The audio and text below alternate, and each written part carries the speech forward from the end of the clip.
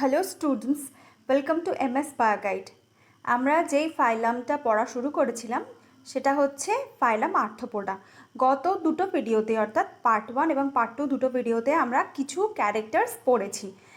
তো পার্ট 2তে যে ক্যারেক্টার্সগুলো পড়েছি সেগুলো কি পড়েছি, যেগুলো ছিল এদের ডাইজেস্টিভ সিস্টেম কেমন হয়, এগুলো তো জেনারেল ক্যারেক্টার্স, এদের মাউথ পার্টস, ডাইজেস্টিভ সিস্টেম।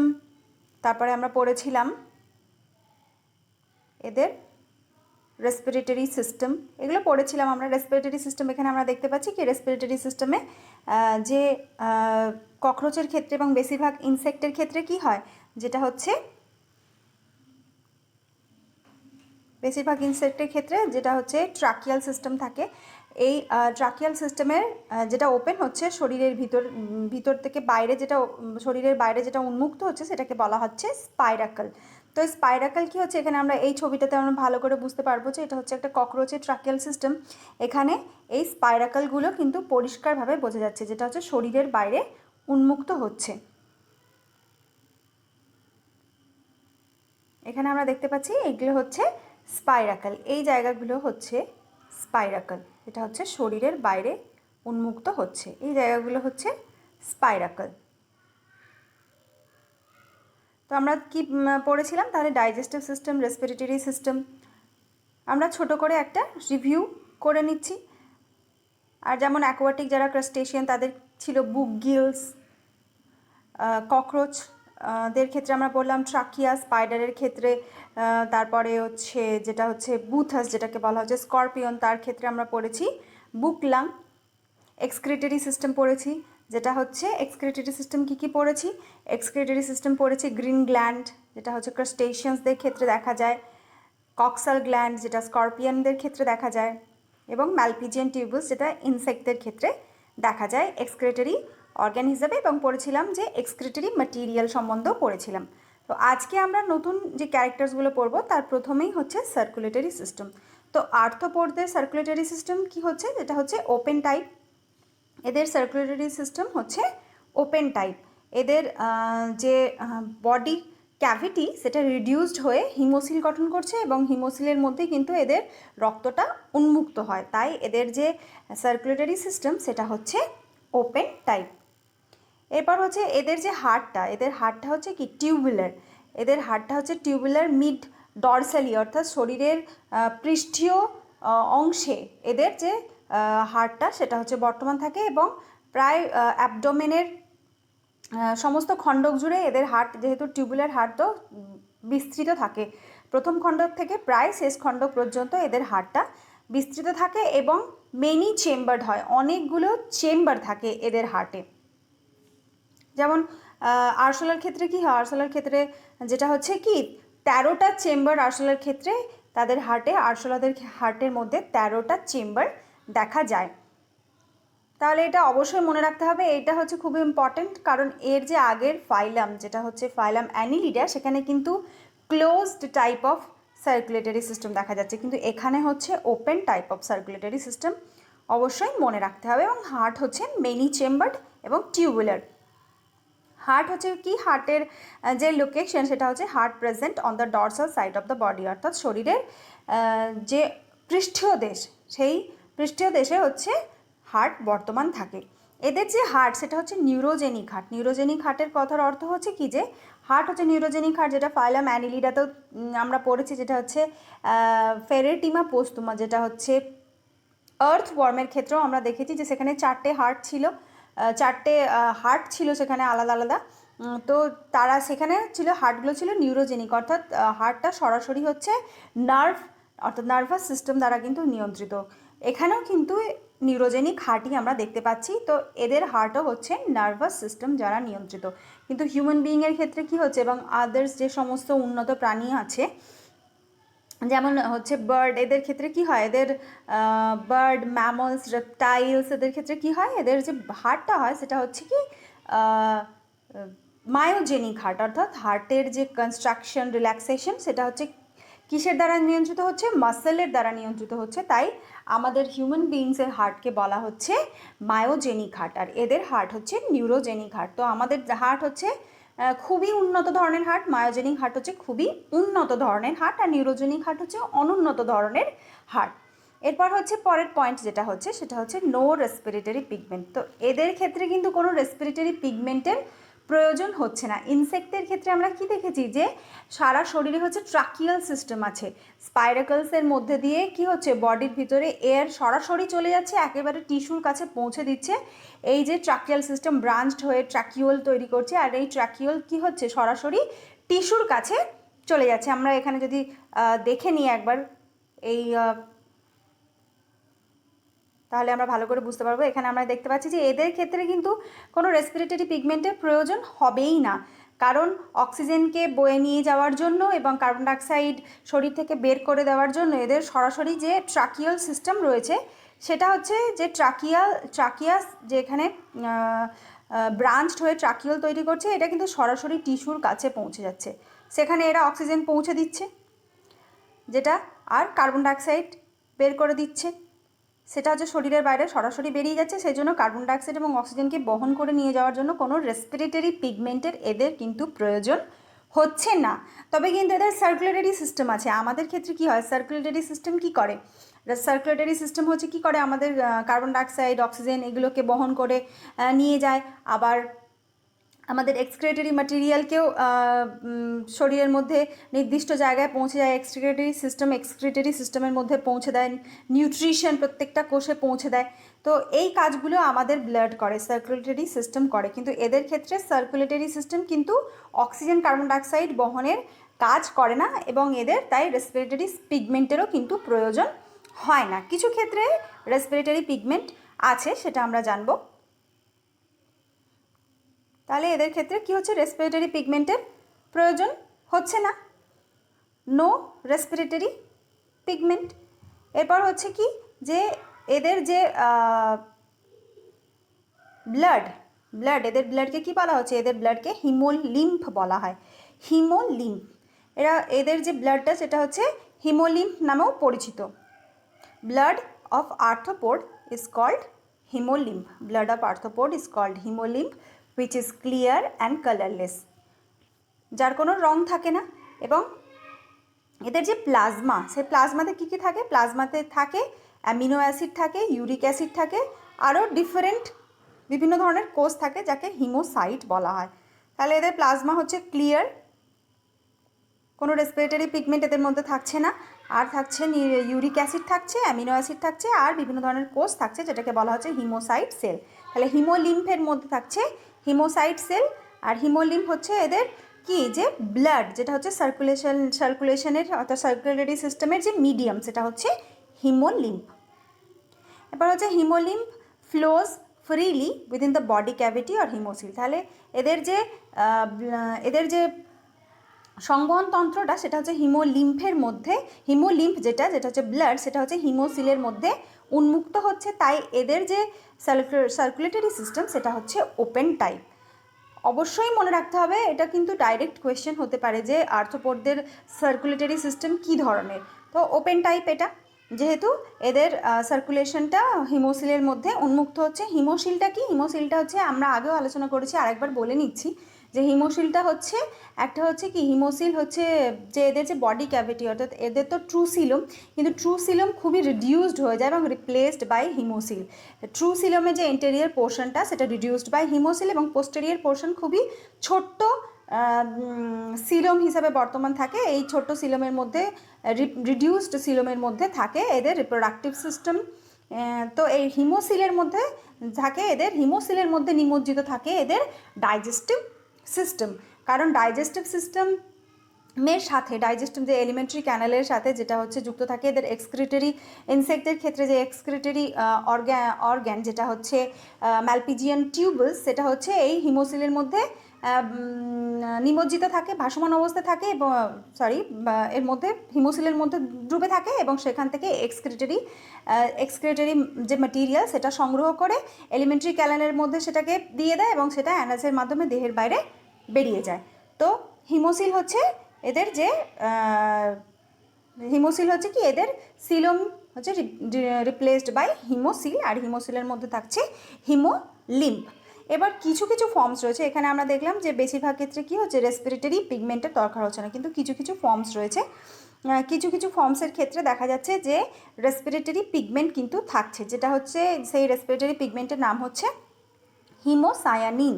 আমাদের ক্ষেত্রে যেটা হচ্ছে সেই হিমোগ্লোবিন, এটা হচ্ছে haemocyanin. Some with haemocyanin pigment which dissolved in the plasma, it has the same function as the hemoglobin of the other animal, but its metallic base copper instead of iron. তাহলে আমাদের ক্ষেত্রে কি হচ্ছে haemoglobin, হিমোগ্লোবিনের ক্ষেত্রে কি হচ্ছে যে metallic যে বেসটা সেটা হচ্ছে আয়রন, আর হিমোসায়ানিনের ক্ষেত্রে হচ্ছে মেটালিক বেসটা হচ্ছে কপার। এটা কিন্তু মনে রাখতে হবে যে হিমোসায়ানিনের ক্ষেত্রে যে মেটালিক বেস সেটা হচ্ছে কপার। কিছু কিছু আর্থ্রোপোডসদের ক্ষেত্রে হচ্ছে যে এই হিমোসায়ানিন নামক পিগমেন্ট কিন্তু দেখা যাচ্ছে, এই হিমোসায়ানিন পিগমেন্ট কিন্তু থাকছে প্লাজমার মধ্যে ডিজলভ থাকছে। আমাদের ক্ষেত্রে কি হয়, রেসপিরেটরি পিগমেন্ট হচ্ছে আরবিসির মধ্যে বর্তমান থাকে, এদের ক্ষেত্রে রেসপিরেটরি পিগমেন্ট প্লাজমার মধ্যে অর্থাৎ সার্কুলেটরি সিস্টেমের মধ্যে যে এদের যে হিমোলিম্ফ রয়েছে সেই হিমোলিম্ফ অর্থাৎ যে ব্লাড তার মধ্যে হিমোসায়ানিন ডিজলভ থাকছে।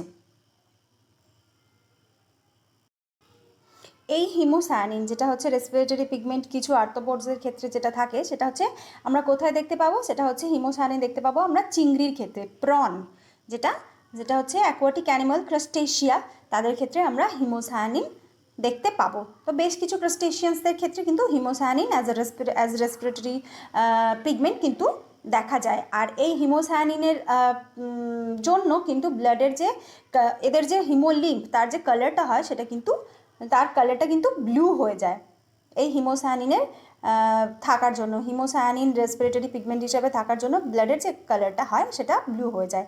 Haemocyanin becomes blue when combined with oxygen, অর্থাৎ অক্সিজেনের সাথে যখন কম্বাইন করে তখন কি হয়, কালারটা ব্লু হয়ে যায় এবং যার জন্য হিমোলিম্ফের কালারটাও ব্লু দেখায়, ব্লুইশ দেখায়, নীলাভ দেখায়। এরপর আমরা আসবো যে হার্ট ককরোচের ক্ষেত্রে আমরা কি দেখি, ককরোচের ক্ষেত্রে ককরোচটা যেহেতু খুবই ইম্পর্টেন্ট, এদের অ্যানাটমি পরে রয়েছে, তো সেজন্য ককরোচের যে হার্ট সেটা হচ্ছে 13 চেম্বার, আমরা এটা জেনে রাখি এবং এটা খুবই গুরুত্বপূর্ণ। তো ককরোচের যে হার্টটা হচ্ছে সেটা হচ্ছে 13 চেম্বার। ককরোচদের ক্ষেত্রেও কী হচ্ছে টিউবুলার হার্ট দেখা যাচ্ছে, এবং এই যে টিউবুলার হার্টটা কী হচ্ছে যে এদের যে হার্টটা সেটা হচ্ছে কিন্তু অ্যালারি মাসেল এদের যুক্ত থাকে। এই হার্টের এই যে চেম্বারগুলো রয়েছে সেই চেম্বারের সাথে অ্যালারি মাসেলস যুক্ত থাকে। Blood or haemolymph circulates by the contraction and relaxation of heart assisted by the paired fan shaped alary muscles. তাহলে অ্যালারি মাসেল হার্টের সাথে যুক্ত থাকছে এবং হার্ট কী করছে যে এদের সার্কুলেশন, হিমোলিম্ফের যে সার্কুলেশন হচ্ছে হার্টের মাধ্যমে সেটা হচ্ছে কি হার্টের রিল্যাক্সেশন হচ্ছে, কন্ট্রাকশন হচ্ছে কার সাহায্যে, এখানে দেখা যাচ্ছে সেখানে হেল্প করছে অ্যালারি মাসেল। অ্যালারি মাসেল এখানে হেল্প করছে, কিন্তু ওভারঅল এদের যে কাজ সেটা হচ্ছে কি যে অ্যালারি মাসেলের কাজ হচ্ছে হার্টকে অ্যাসিস্ট করা, হিমোলিম্ফকে সার্কুলেট করতে এদের হার্টকে অ্যাসিস্ট করা। এখানে আমরা দেখতে পাচ্ছি একটা ডায়াগ্রাম যেখানে হচ্ছে ককরোচের যে টিউবুলার হার্ট, ককরোচের টিউবুলার হার্টের একটা আমরা দেখতে পাচ্ছি এখানে অ্যালারি মাসেলও এখানে যুক্ত রয়েছে, এবং ককরোচের যে টিউবুলার হার্ট সেটা হচ্ছে শরীরের প্রায় একেবারে শেষ অবধি কিন্তু এদের টিউবুলার হার্টটা হচ্ছে বিস্তৃত রয়েছে, এবং এদের যে লোকেশন, হার্টের যে লোকেশন সেটা হচ্ছে মিড ডরসাল।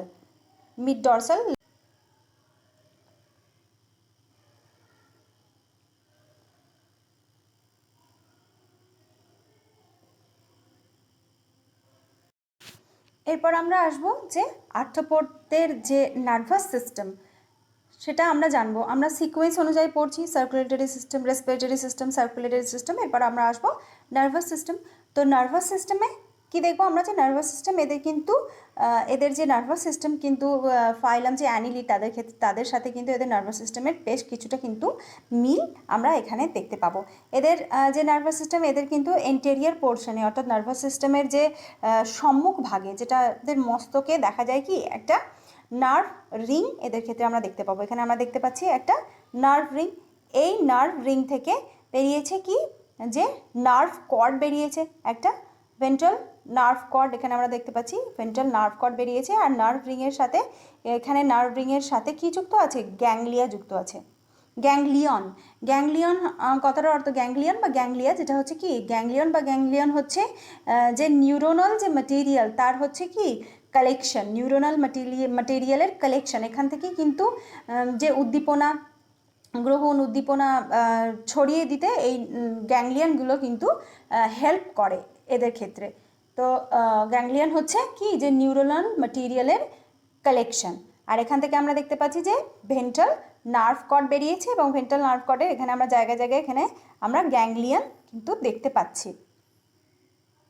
নার্ভাস সিস্টেমের ক্ষেত্রে আমরা এতটা মনে রাখলেই কিন্তু আমাদের চলবে, যেটা হচ্ছে এদের এন্টেরিয়র পজিশনে থাকছে নার্ভ রিং এবং গ্যাংলিয়ন, যেটা হচ্ছে এদের হেল্প করছে, এদের নার্ভাস সিস্টেমে এদের উদ্দীপনা গ্রহণে এদের সাহায্য করছে।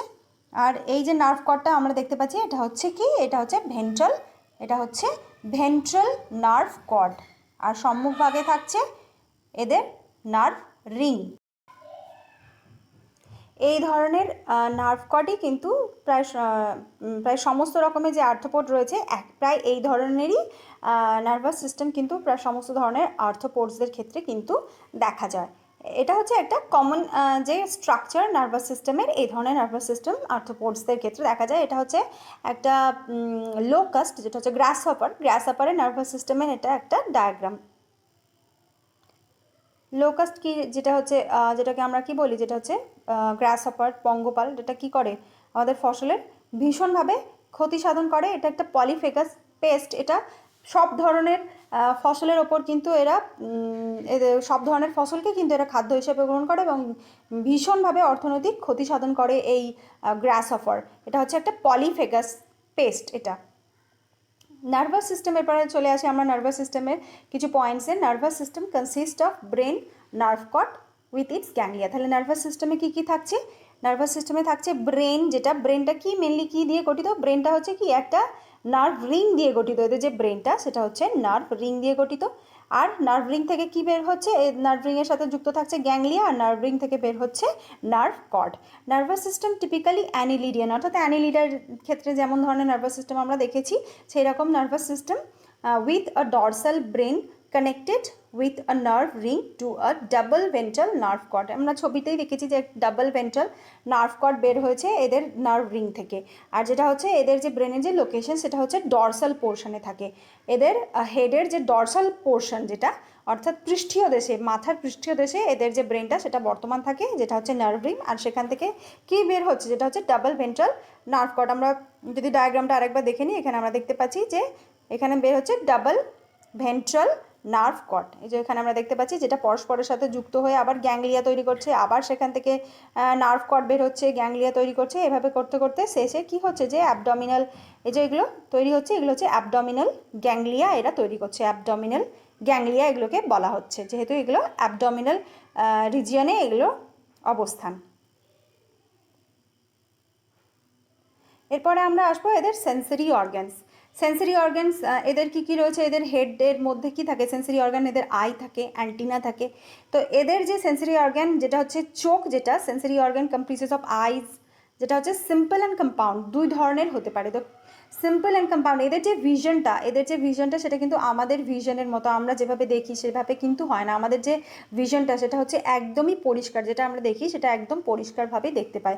কিন্তু এদের ক্ষেত্রে ভিশনটা কিন্তু একদম পরিষ্কার হয় না, এরা শুধুমাত্র অনুমান করতে পারে যে কোনো কিছু আবছা দেখে। এদের যে ভিশনটা সেটা হচ্ছে আবছা এরা দেখতে পায়। তো কম্পাউন্ড আই, যেটা হচ্ছে পুঞ্জাক্ষী, যেটা আমরা বলি, যেটা হচ্ছে পুঞ্জাক্ষী কম্পাউন্ড আই, যেটা হচ্ছে আর্থ্রোপোডদের একটা হচ্ছে স্ট্রাইকিং ক্যারেক্টার, যেটা হচ্ছে ককরোচ, স্পাইডার, প্রন, এদের ক্ষেত্রে কিন্তু খুবই ভীষণভাবে এদের যে স্ট্রাকচারটা, কম্পাউন্ড আই স্ট্রাকচারটা খুবই ভীষণভাবে, যেটা হচ্ছে খুবই পরিষ্কারভাবে আমরা বুঝতে পারবো যে কম্পাউন্ড আইয়ের গঠনটা কীরকম হয়। তো কম্পাউন্ড আই এদেরকে কী ধরনের ভিশন দেয়? কম্পাউন্ড আই এদেরকে দেয় mosaic type of vision. Mosaic type of vision দেয়, অর্থাৎ ছোট ছোট যে দৃশ্যগুলো এরা পরস্পরের সাথে যুক্ত হয়ে একটা অস্বচ্ছ দৃশ্য এরা দেখতে পারে। তো যেটা হচ্ছে খুবই শুধুমাত্র অনুমান করতে পারে, তো পরিষ্কারভাবে কিন্তু এরা দেখতে পায় না। তো এটাই হচ্ছে এদের মোজাইক ভিশন, যেটা হচ্ছে কম্পাউন্ড আইয়ের মধ্যে দিয়ে হয়। তো compound I for mosaic vision এদের থাকছে। আর প্রত্যেকটা কম্পাউন্ড আইয়ের যে প্রত্যেকটা ইউনিট, ছোটো ছোটো ইউনিট নিয়ে এদের কম্পাউন্ড আই তৈরি হয়, তো প্রত্যেকটা কম্পাউন্ড আইয়ের যে ইউনিটস সেটাকে বলা হচ্ছে ওমাটিডিয়াম। খুবই গুরুত্বপূর্ণ এটা একটা পয়েন্ট, এখান থেকে কিন্তু নিটের কোয়েশ্চেন অলরেডি এসেছে, পরবর্তীকালেও আসতে পারে। তো ওমাটিডিয়াম কি? ওমাটিডিয়াম হচ্ছে কি, যে ওমাটিডিয়াম হচ্ছে এমসিকিউ এখান থেকে আসতেই পারে। ওমাটিডিয়াম যেটা হচ্ছে এদের যে কম্পাউন্ড আইয়ের যে ইউনিট, আর্থ্রোপোডদের কম্পাউন্ড আই যেটা, তার ইউনিট হচ্ছে ওমাটিডিয়াম। তো ওমাটিডিয়াম কেমন হয় আমরা দেখে নেব ডায়াগ্রামের সাহায্যে, যদি আমরা বুঝে নিই তাহলে আমাদের কিন্তু তাহলে আমাদের মনে থাকবে। তো এটা হচ্ছে একটা ড্রসোফিলা মেলানোগেস্টার, যেটাকে সাহেব মাছিও বলা হয়। এই ড্রসোফিলা মেলানোগেস্টারের ওপর কিন্তু প্রচুর কিন্তু এদের এক্সপেরিমেন্ট, কিন্তু এই ড্রসোফিলা মেলানোগেস্টারকে নিয়ে কিন্তু প্রচুর এক্সপেরিমেন্ট হয়, যেটা জেনেটিক্সের ক্ষেত্রে, বায়োলজিতে যেটা করা হয়েছে। তো এটা খুবই ইম্পর্টেন্ট একটা কিন্তু ফ্লাই, এটা একটা ফ্রুট ফ্লাই, শুধুমাত্র ফলেতেই বসে। তো ছোট ছোট ফলেতে এদের, ছোট ছোট মাছিগুলো ফলেতে কিন্তু অনেকেই তোমরা উঠতে দেখে থাকবে, একদম লাল চোখ, খুবই ক্ষুদ্র একটা ফ্লাই। তো এদের যে কম্পাউন্ড আই, এদের কম্পাউন্ড আইটা হচ্ছে কি, এখানে কম্পাউন্ড আইয়ের একটা ডায়াগ্রাম। এরপর হচ্ছে কম্পাউন্ড আইটা কী ধরনের, প্রত্যেকটা ইউনিট এখানে আলাদা করে দেওয়া হয়েছে। এইটা হচ্ছে ওমাটিডিয়াম। তাহলে ওমাটিডিয়াম কি হচ্ছে, ইউনিট অফ কম্পাউন্ড আই, যেটা হচ্ছে আর্থ্রোপোডসদের ক্ষেত্রে দেখা যায়। এবং এই ওমাটিডিয়াম থাকার জন্য কম্পাউন্ড আইয়ের সাহায্যে এদের যে ভিশনটা হয় সেটা হচ্ছে, এদের ভিশনটা হচ্ছে মোজাইক টাইপ অফ ভিশন। তাহলে কম্পাউন্ড আই কী ধরনের ভিশন দিচ্ছে, মোজাইক ভিশন। এখান থেকেও কিন্তু কোয়েশ্চেন আসার সম্ভাবনা কিন্তু অনেক বেশি। এরপরে আসবো আমরা স্ট্যাটোসিস্ট। স্ট্যাটোসিস্ট হচ্ছে এদের একটা, স্ট্যাটোসিস্ট এদের সেন্সরি অর্গ্যান। স্ট্যাটোসিস্ট হচ্ছে ব্যালেন্সিং অর্গ্যান হিসেবে কাজ করে, ক্রাস্টেশিয়ানসদের ক্ষেত্রে দেখা যায় স্ট্যাটোসিস্ট হচ্ছে এদের ব্যালেন্সিং অর্গ্যান। এরপরে হচ্ছে কেমোরিসেপ্টর কিছু অর্গ্যান সম্বন্ধে আমরা জানবো। কেমোরিসেপ্টর অর্গ্যান যেটা হচ্ছে ককরোচ এবং আরও যে সমস্ত ইনসেক্ট রয়েছে তাদের যে আপার লিপ এবং লোয়ার লিপ, যেটা হচ্ছে লেবিয়াম এবং ল্যাব্রাম, লেবিয়াম, ল্যাব্রাম এবং হাইপোফ্যারিংস, যেটা হচ্ছে ককরোচের হচ্ছে, যেটা হচ্ছে জিভ, লেবিয়াম, ল্যাব্রাম, হাইপোফ্যারিংস। তো এরা হচ্ছে কি, যে এরা হচ্ছে কেমো রিসেপ্টর অর্গ্যান হিসাবে কাজ করে, কেমো রিসেপ্টর অর্গ্যান হিসেবে কাজ করে। এরা হচ্ছে কি, খাদ্যের যে খাদ্য, যে জিনিসটাকে এরা খাদ্য হিসেবে গ্রহণ করবে সেটা হচ্ছে কি, এদের টেস্টটা কীরকম, স্মেলটা কীরকম, সেটা কিন্তু বুঝতে পারে লেবিয়াম, ল্যাব্রাম এবং হাইপোফ্যারিংসের সাহায্যে। আর এই কেমো রিসেপ্টরগুলো কোথায় বর্তমান থাকে, লেবিয়াম, ল্যাব্রাম এবং হাইপোফ্যারিংসের যে টিপ, অর্থাৎ যে আগার যে পোর্শনটা, সেখানে কিন্তু এই কেমো রিসেপ্টরসগুলো বর্তমান থাকে, যেটা হচ্ছে স্মেল টেস্টে কিন্তু, টেস্ট অর্থাৎ গ্যাস্ট্রেটরি অর্গ্যান হিসাবেও কিন্তু কাজ করে। কোনো জিনিসের যখন টেস্ট নেয় কোনো সেন্সরি অর্গ্যান, তো সেই সেন্সরি অর্গ্যানকে গ্যাস্ট্রেটরি অর্গ্যানও কিন্তু বলা হয়। এরপরে হচ্ছে যে ট্যাকটাইল রিসেপ্টর, এটা হচ্ছে কেমো রিসেপ্টর। এরপর হচ্ছে ট্যাকটাইল রিসেপ্টর। ট্যাকটাইল রিসেপ্টর কী হয়, ট্যাকটাইল রিসেপ্টর যেটা বর্তমান থাকে সেটা হচ্ছে যে ব্রিসেলগুলো থাকে, তোমরা যদি লক্ষ্য করো কোনো ইনসেক্টের যে পাগুলো, যদি তোমরা অ্যাপেন্ডেজেসগুলো লক্ষ্য করো, সেখানে দেখতে পারবে যে খুবই সূক্ষ্ম সূক্ষ্ম ব্রিসেল থাকে, রোঁয়ার মতো অংশ থাকে। তো সেখানে থাকে এই ট্যাকটাইল রিসেপ্টর। তারপরে ম্যাক্সিলারি পাল্প, যেটা ম্যাক্সিলারি পাল্প ম্যাক্সিলাতে যেটা থাকে, সেখানে কিন্তু ট্যাকটাইল অর্গান থাকে, যেটা হচ্ছে এদের খাদ্যকে খুঁজে বের করতে সাহায্য করে। Tactile receptors are present on the body surface and on the bristles of leg and maxillary palp, they help in searching food. তাহলে ট্যাকটাইল রিসেপ্টর কী করছে, এদের খাদ্যকে খুঁজে বের করতে এবং কোন বস্তুটা খাদ্য হিসেবে গ্রহণ করবে, কোনটা খাদ্য হিসেবে গ্রহণ করবে না, সেটাও কিন্তু হেল্প করছে এই ট্যাকটাইল রিসেপ্টর। এরপরে হচ্ছে অডিটরি রিসেপ্টর। বেশ কিছু ব্রিসেলসের মতো অর্থাৎ রোয়ার মতো অংশ থাকে, যেটা হচ্ছে যেমন ককরোচের ক্ষেত্রে যে এদের যে শেষ যে বডির যে সেগমেন্ট, যেটা অ্যাবডোমিনাল সেগমেন্ট, সেখানে কিন্তু এদের এই অডিটরি রিসেপ্টর দেখা যায়, যেটা হচ্ছে কি, যে এরা যেই সারফেসে থাকে, অর্থাৎ যে সাবস্ট্রেটামের ওপর দিয়ে এরা চলে, সেখানে যদি কোনো কম্পন হয়, সেটা কিন্তু এই অডিটরি রিসেপ্টরের মাধ্যমে তারা কিন্তু সেন্স করতে পারে। এরপরে আমরা আসবো এদের এন্ডোক্রিন সিস্টেম। তো এন্ডোক্রিন সিস্টেম আর্থ্রোপোডসের ক্ষেত্রে দেখা যাচ্ছে এটা খুবই গুরুত্বপূর্ণ একটা পয়েন্ট। এর আগের যে ফাইলামগুলো আমরা পড়েছি সেখানে কিন্তু কোনো এন্ডোক্রিন সিস্টেম কিন্তু আমরা দেখতে পাইনি। তো এন্ডোক্রিন সিস্টেমটা শুরু হচ্ছে কার থেকে, এই ফাইলাম থেকে, আর্থ্রোপোডসদের থেকে কিন্তু এন্ডোক্রিন সিস্টেমটা শুরু হচ্ছে। এটা হচ্ছে একটা খুবই ইম্পর্টেন্ট পয়েন্ট। তো তো এদের এন্ডোক্রাইন সিস্টেম কি হেল্প করে, এন্ডোক্রাইন সিস্টেম কি করে, এন্ডোক্রাইন সিস্টেম হচ্ছে কি করে যে হরমোন প্রডিউস করে। তো এই এন্ডোক্রাইন সিস্টেমের মাধ্যমে এরা যে কাজগুলো করে সেটা আমরা জানবো, যেটা হচ্ছে কি হয় যে মেটামরফোসিস। আমরা দেখেছি যে মেটামরফোসিস বেস কিছু যে ইনসেক্ট রয়েছে তাদের ক্ষেত্রে কিন্তু মেটামরফোসিস হয়, যেমন বাটারফ্লাইয়ের ক্ষেত্রে মেটামরফোসিস হয়, বাটারফ্লাই, তারপরে হচ্ছে সিল্ক ওয়ার্ম, এদের ক্ষেত্রে মেটামরফোসিস হয়। তো মেটামরফোসিস কী কী ধরনের হয় সেগুলো আমরা পরে এদের রিপ্রোডাকশন এবং ডেভেলপমেন্টের যখন আমরা পড়বো, এদের রিপ্রোডাকশন ডেভেলপমেন্ট কীরকম হয়, ডাইরেক্ট ইনডাইরেক্ট, তো সেখানে আমরা পড়বো যে এদের মেটামরফোসিসটা পড়বো। তো এখানে যে এন্ডোক্রাইন সিস্টেমের যে কাজটা সেটা আমরা ছোট করে জেনে নেব। তো মেটামরফোসিস যেটা হচ্ছে post embryonic growth, metamorphosis or the post embryonic growth of insect as in the most higher organism, যেটা হচ্ছে অন্যান্য যে হাইয়ার অর্গানিজম রয়েছে সেটা হচ্ছে কি হরমোনাল কন্ট্রোল এর মধ্যে হয়, ইজ আন্ডার হরমোনাল কন্ট্রোল। মেটামরফোসিসটা হচ্ছে হরমোন এই মেটামরফোসিস এই পদ্ধতিটাকে হচ্ছে কন্ট্রোল করে। তো এই আর্থ্রোপোডসদের ক্ষেত্রে হচ্ছে এগডাইজোন নামক হরমোন বের হয়, যেটা হচ্ছে এদের মোল্টিংয়ে, অর্থাৎ এদের যে কিউটিক্যাল, আমরা আগেই পড়েছি এদের যে কিউটিক্যাল যেটা হচ্ছে কাইটিন নির্মিত, সেই কিউটিক্যালের মোচন যেটা মোল্টিং, সেটা এগডাইজোন হরমোন কিন্তু এদের হেল্প করে। এগডাইজোন মনে রাখতে হবে, এগডাইজোন হরমোন এদের মোল্টিংয়ে হেল্প করে। আর একটা হচ্ছে এদের জুভেনাইল হরমোন আছে, যে জুভেনাইল হরমোনটা কি হচ্ছে যে জুভেনাইল হরমোনটা হচ্ছে শুধুমাত্র একটা লার্ভাল স্টেজ থেকে আর একটা লার্ভাল স্টেজের যে মোল্টিং হয় তাতে কিন্তু অ্যাসিস্ট করে, কিন্তু মেটামরফোসিসে অ্যাসিস্ট করছে না, কিন্তু এগডাইজোন কী হচ্ছে মেটামরফোসিসে অ্যাসিস্ট করে। Juvenile hormone permits larva to larva moulting but inhibits metamorphosis. যেমন সিল্ক ওয়ার্মের ক্ষেত্রে কি দেখেছি যে ফার্স্ট ইনস্টার লার্ভা থেকে সেকেন্ড ইনস্টার লার্ভা এইভাবে করতে করতে ফিফথ ইনস্টার লার্ভা পৌঁছায়। তো এই একটা লার্ভা দশা থেকে আর একটা লার্ভা দশাতে পৌঁছানোর জন্য কোন হরমোন হেল্প করছে, যেটা হচ্ছে জুভেনাইল হরমোন। তাহলে এগডাইজোন জুভেনাইল হরমোন এদের হচ্ছে হেল্প করছে।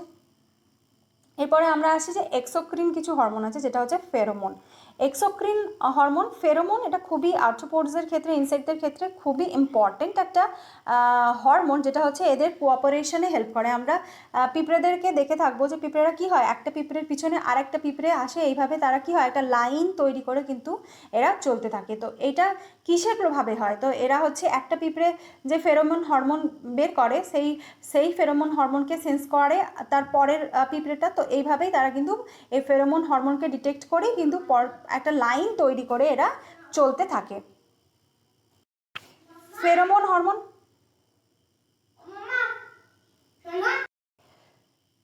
তো এই ফেরোমোন হরমোন কী করছে, ফেরোমোন হরমোন আবার এদের ক্ষেত্রে ইনসেক্টদের ক্ষেত্রে কিন্তু মেটিংয়েও হেল্প করে। যেমন হচ্ছে যেমন আমরা দেখি যে সিল্ক ওয়ার্মের ক্ষেত্রে যে ফিমেল সিল্ক মথ, যেটা হচ্ছে বোম্বিকল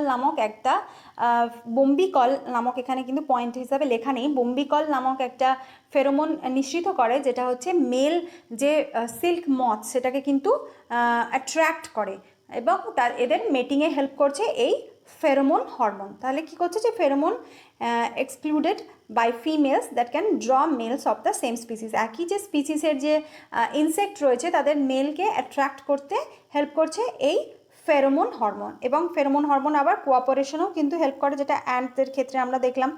তাহলে ফেরোমোন হরমোনের কাজ আমরা জানলাম। এরপরে আমরা পরের ভিডিওতে, নেক্সট ভিডিওতে আমরা পড়ে নেব যে এদের পড়ব রিপ্রোডাকশন, এদের ডেভেলপমেন্ট, ফার্টিলাইজেশন। তো বাকি যে সমস্ত পয়েন্টসগুলো থেকে গেল সেইগুলো আমরা পরের একটা ভিডিওতে পড়ে নেব। তো আজকের মতো এই পর্যন্ত। আমার ভিডিও যদি তোমাদের ইনফরমেটিভ মনে হয় তাহলে আমার চ্যানেলকে তোমরা সাবস্ক্রাইব করবে, পাশে থাকা বেল আইকনটা প্রেস করে নোটিফিকেশন অল করবে, যাতে করে আমার ভিডিও নোটিফিকেশন তোমাদের কাছে সহজেই পৌঁছে যেতে পারে। Thank you so much.